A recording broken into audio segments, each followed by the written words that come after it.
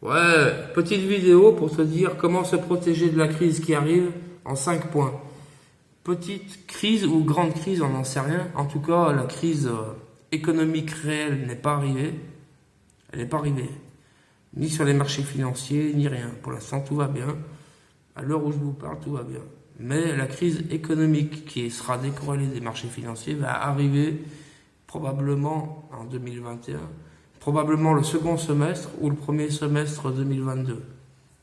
Pourquoi? C'est parce que les entreprises ont eu des aides là, depuis le Covid, hein, des reports de charges du RSI surtout, et des aides directes.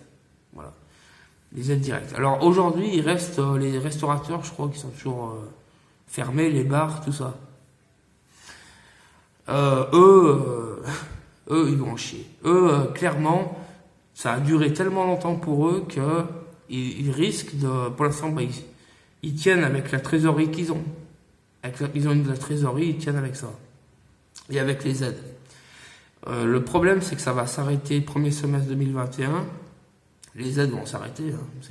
Ils vont pas donner les aides tout le temps. Et donc, à la fin de ces aides, ils auront des rappels de charges 2020, 2021, 2022, hein, à la fin du second semestre 2021. Et c'est là qu'ils vont tirer la langue, en fait. C'est là qu'il y aura des faillites, c'est là qu'ils vont déposer le bilan, parce qu'ils n'auront plus assez de quoi, ils n'auront plus de souffle, plus de trésorerie pour payer les charges, les appels de charges. Voilà. Là, il y aura des grosses faillites en pagaille. En cascade. Il y en aura en cascade, c'est sûr. Nous, les garages, ils les ont laissés tourner, heureusement. Ils les ont fermés en 2020, mais après, ils ont réouvert. Là, il n'y a plus que je crois, les salles de sport, les trucs, voilà. Il y a quelques-uns qui sont encore fermés, mais ça va être limité. Mais ils vont en chier. Ils vont vraiment en chier pour redémarrer. Donc, bref, cette crise, elle va arriver. C'est sûr qu'elle va arriver, avec probablement une inflation. Il y aura probablement une inflation en même temps. Donc, il faut s'en protéger. Et moi, j'ai 5 points sur lesquels je travaille pour m'en protéger. Encore une fois, j'ai pas inventé le bidon de 2 litres, comme dirait, je crois que c'est Firbook qui dit ça. Ouais, je crois que c'est lui. Donc, j'ai pas inventé le bidon de 2 litres, et je suis pas un économiste. Hein. Je vous dis ce que je fais moi. C'est pas des conseils d'investissement. C'est ce que je fais moi. Moi, je fais 5 points principaux. Déjà, le premier point, c'est d'être indépendant. C'est-à-dire que si tu touches ton salaire, il faut avoir un revenu complémentaire. Si tu es mécanicien, comme moi, tu fais voilà, 1 ou 2 bagnoles pour te faire un complément de revenu. Si tu es coiffeur, tu vas coiffer des tu fais ce que tu sais faire. Tu fais ton métier, voilà, ou t'en crées un, ce que tu veux, mais en principe, on est bon que dans une chose, hein. On n'est pas bon partout.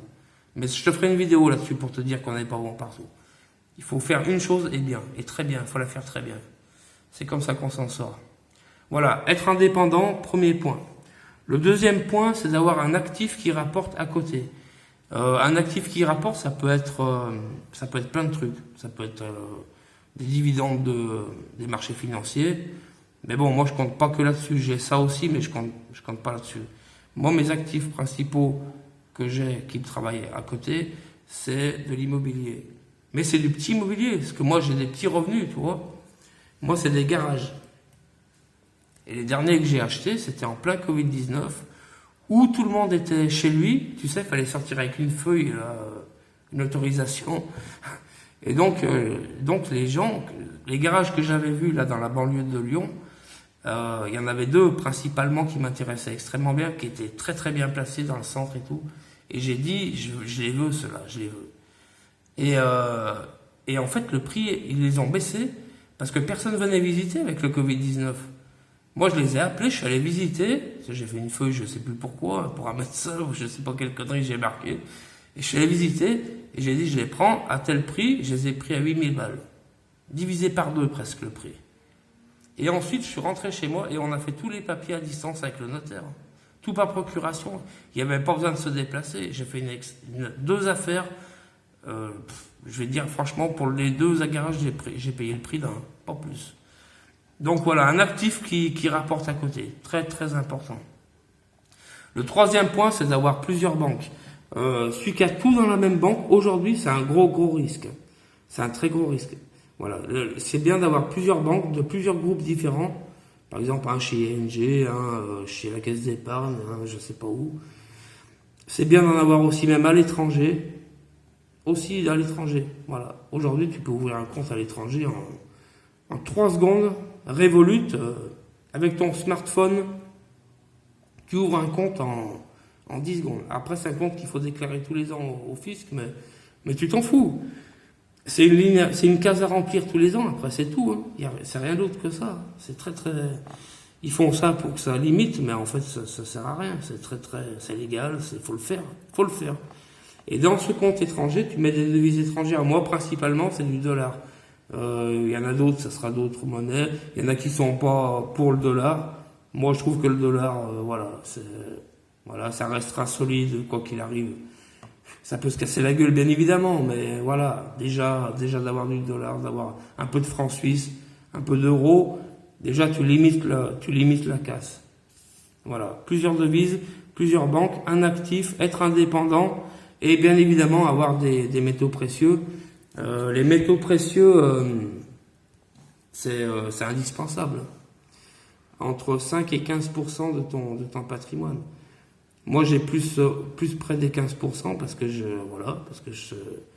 si toi, tu t'es pas trop pour, bah, mets plus 5%, mais il faut en avoir. Si t'es argent, prends de l'argent. Si t'es or, prends de l'or. Moi, je suis or, je suis pas argent. L'argent, j'en ai plus, j'ai tout vendu. Ça me saoule. C'est chiant à stocker, ça s'oxyde. C'est pas durable, l'argent, du tout. C'est pas survivaliste, l'argent. C'est pas durable pour un sou. Ou alors, il faut des capsules anti-humidité et les stocker dans un coffre énorme parce que ça prend une place pas possible. C'est pas du tout survivaliste, l'argent, pour moi. Pour moi, c'est l'or. Voilà. Après, si vous, c'est argent, bah, achetez de l'argent. C'est toujours mieux que rien. Mais moi, c'est or. Voilà. Tu stockes ça dans un coffre à la banque ou voilà. Certains vont dire chez toi. Avant, moi, c'était chez moi. Maintenant, j'ai vite compris que le risque à la banque, il est moins élevé que chez toi. Moi, je stocke à la banque, dans des coffres. Métaux précieux. Et tu peux diversifier aussi un peu dans les crypto-monnaies. Les crypto-monnaies, il faut pas compter dessus. Il faut que ce soit ce que tu es prêt à perdre. Tu mets, je pense que tu es prêt à perdre 1000 balles, tu mets 1000 balles, voilà. Moi, j'ai acheté il y a quelques années du Bitcoin, ça fait déjà quelques années. J'avais ouvert l'application là sur le téléphone BTC et puis Mycelium. J'ai acheté, j'ai mis dessus. Ça fait quoi? Ça fait 8-9 ans que j'ai acheté ça. J'y laisse sur le téléphone, j'ai mis 5 ou 600 balles. Et j'y regarde même pas, hein. J'y regarde même pas. Voilà. Dans 10 ans, j'ouvrirai l'application et puis je regarderai. Et je me dirais, ouais, vas-y, j'ai pris un peu. Et si j'ai rien pris, bah tant pis. Mais au moins, j'aurais pris le train. C'est important de prendre le train pendant les temps de crise. Que ce soit l'or, que ce soit les devises étrangères. Vous savez, dans la vie, on a des opportunités à prendre. En temps de crise, personne ne prend des opportunités. Tout le monde reste couché. Tout le monde attend. Les marchés financiers, en ce moment, je regarde, tout le monde attend. Et moi, je me gave. Hein. Franchement, je me gave. Et il faut prendre le train. Les crypto-monnaies, il y a 10 ans de ça, fallait prendre le train. Le Bitcoin, moi j'ai pris le train. Parce que c'est comme un mec qui reste sur le quai, qui regarde passer le train, tu vois. Voilà. Et ben il y a un moment, il faut monter dedans. Voilà.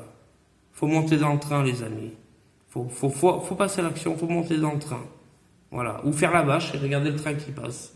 Et 20 ans après, tu vois celui qui a pris le train, tu te dis, putain, le mec il a pris 10-15 000 balles. Voilà. Et toi, t'es resté au bord du quai comme un con. Voilà. Donc, il faut pas hésiter à passer l'action, même en temps de crise.